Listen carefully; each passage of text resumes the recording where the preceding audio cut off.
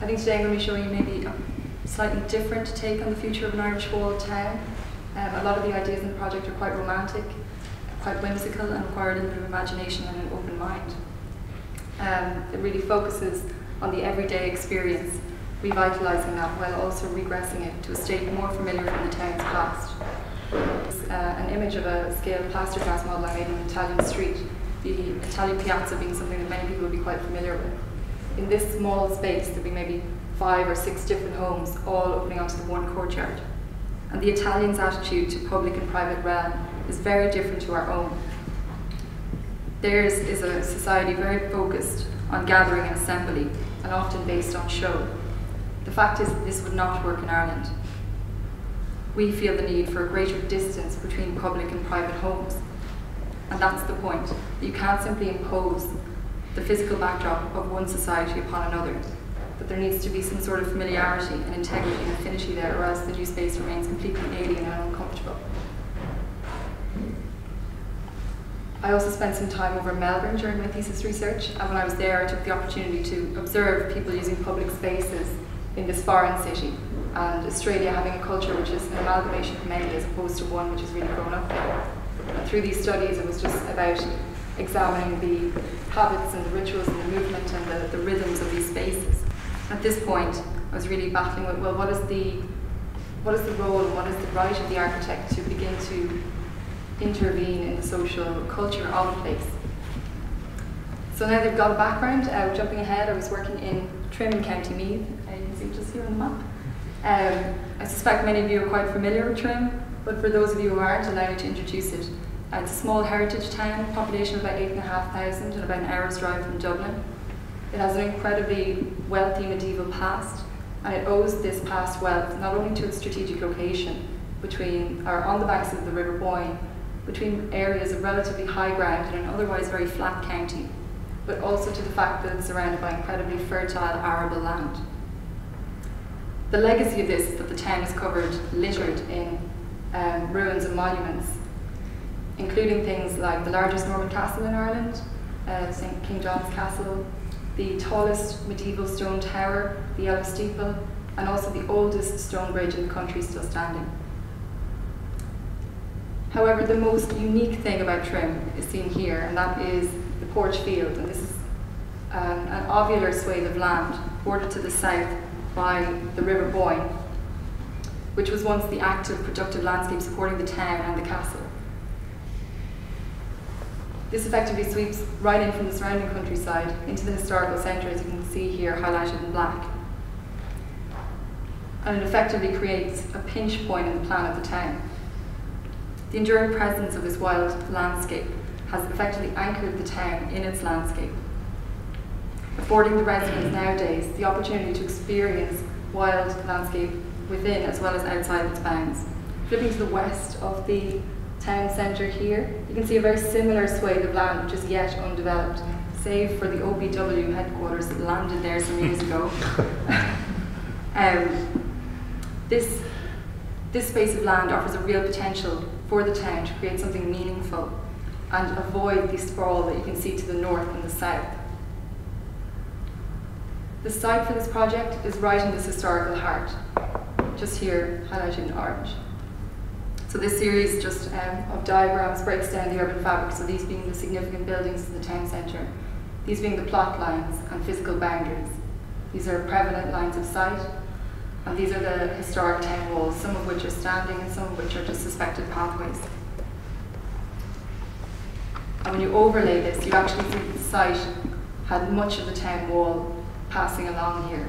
And this isn't unexpected, because this was actually the point where one of the town gates, the Water Gate, once stood.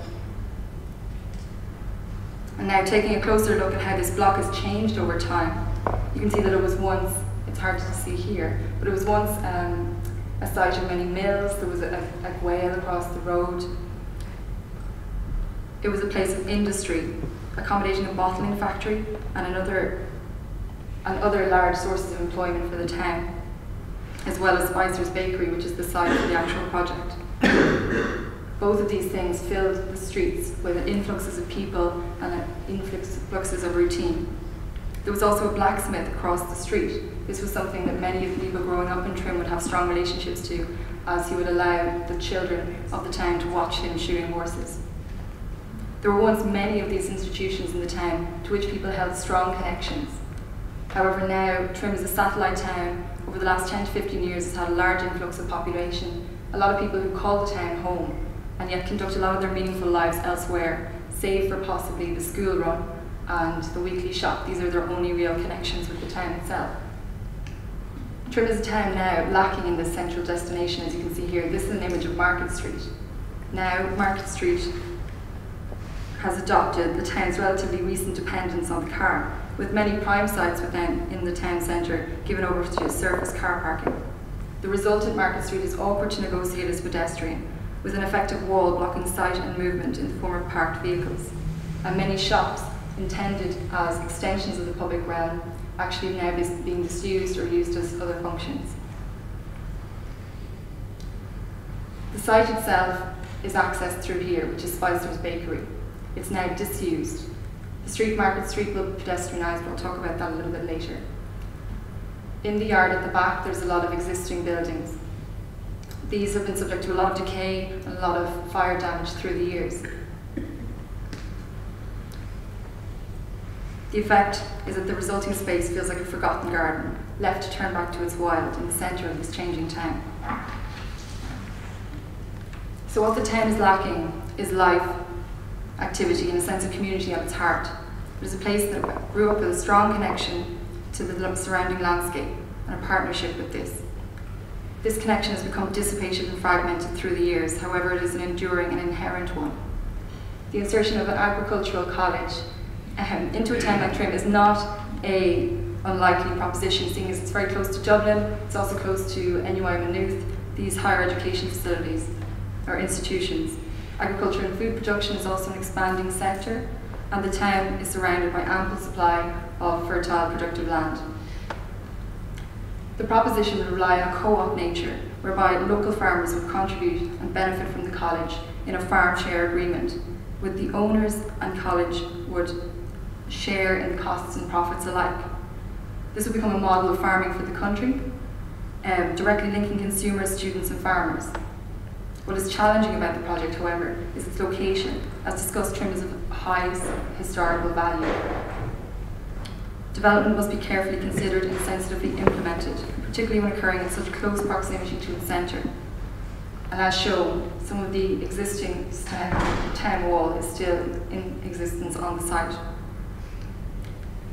This is not a project about imposition, but of infusion into an existing grain and context. It is about repairing the urban fabric as well as the social culture of this place. Many of the schools in the town have also spent a lot of money in recent years expanding and increasing the scope of their own facilities. The idea of the college is that they would open their doors to local college or to local schools for the children to broaden their horizons. It would also become a more centralised, custom-built and adult education facility, eliminating some of the social stigma and prejudice held against courses which are accommodated in schools for children, and also substandard accommodation. This is not a conventional proposition, as usually an ag college would be placed on the periphery of a town like Trim, out of the way, predominantly out of sight. And the architectural response really needs to reflect this in some way, and was partly inspired by the monuments which you see dotted around the town.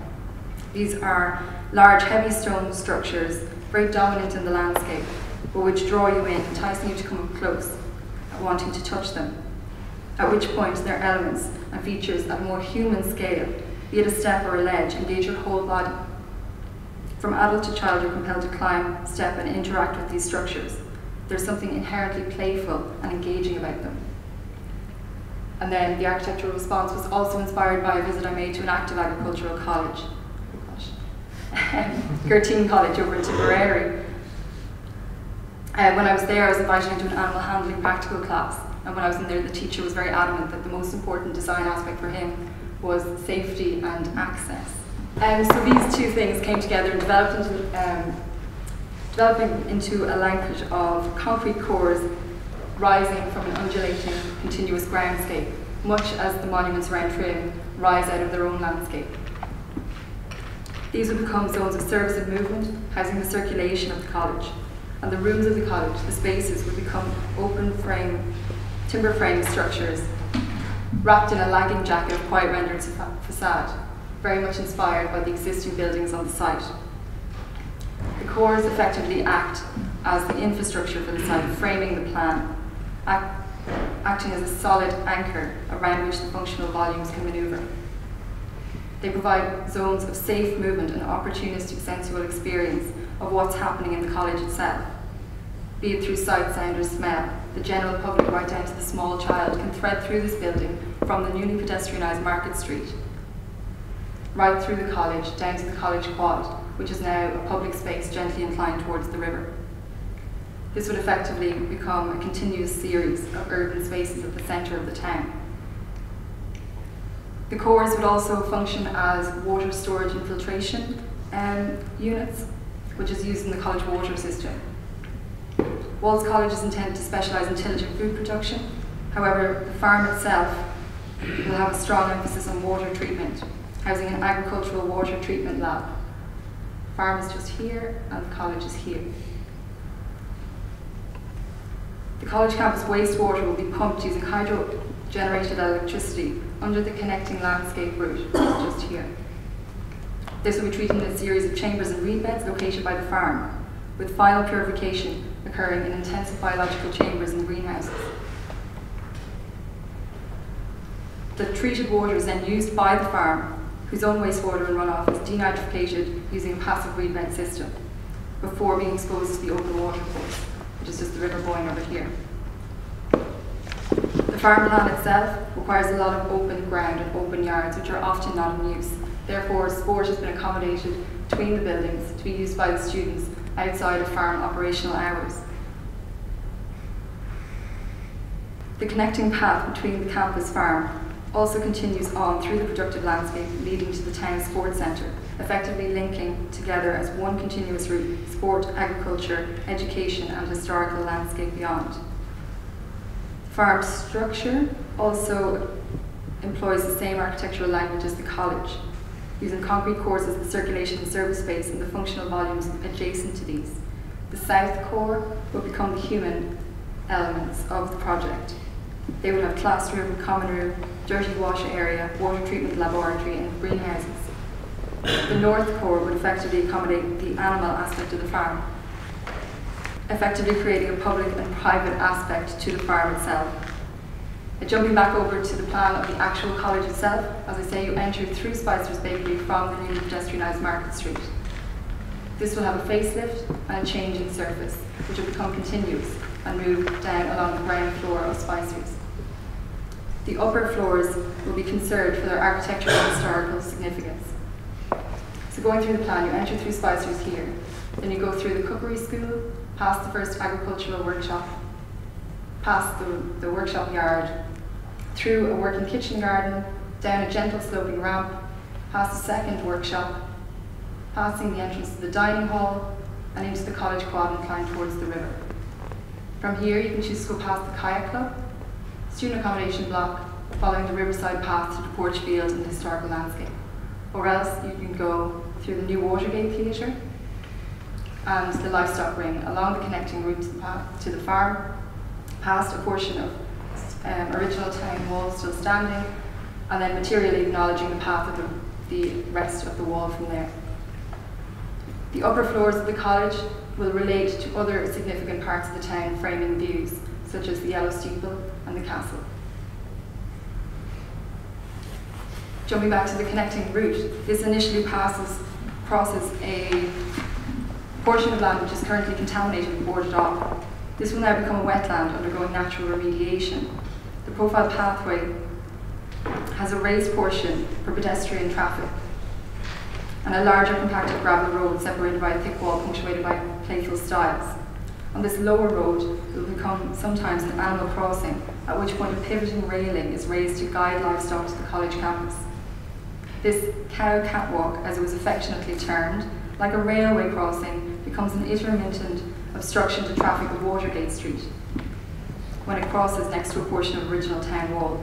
This disruption in pace will serve to revert the streets of Trim to a state more familiar from their past, when animals and industry took precedence ahead of traffic and speed. As I said, Market Street 2 will have a facelift. You can just see it here. This will now be pedestrianised by day. The paths are widened and parking is no longer permitted.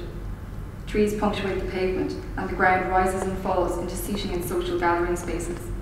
The surface is altered to a herringbone paving which spills out either end of the streets, effectively connecting the whole thing as a square, and also serving to slow traffic at these ends. The college itself is lively and active during the day. However, at night it is kept alive by the fact that it's a dormitory college. The students actually live here. For the rest of the full-time enrolled students, they can live in the multitude of accommodation throughout the town, and also given purpose to finish off some of the unfinished, abandoned apartments which are in the town centre, dragging into a feeling of disrepair. The injection of a student population into the centre of Trim will offer a real future for the town, one based on education, innovation and progress. The historical landscape to the Porch Field will be connected to the new productive landscape, the College Farm, at the town's existing pinch point, the historical centre, now revitalised and active because of Walls College. The dining hall at the centre of the plan is a place of gathering and social interaction, like the assembly rooms of Bath or the dining hall of medieval times, or the Great Hall. This will become a modern day assembly room in Trim, honouring the splendour of natural timber structure and the product of agriculture food. On a floor of woven natural Irish straw rope, sugan, and under a elaborately carved timber roof inspired by pastoral motifs, the community of Trim, students of the college, staff and visitors alike, can dine and enjoy the college produce together, nestled between a productive kitchen garden and the River Boyne. Honouring and celebrating the agricultural industry, bringing it to the forefront of rural life again, and reconnecting the community to its roots and potential, Walls College will become the beating heart of Trim again. When a framework is established, allowed to be inhabited and grow, who knows what might flourish. Sometimes the enemy of the great is the good.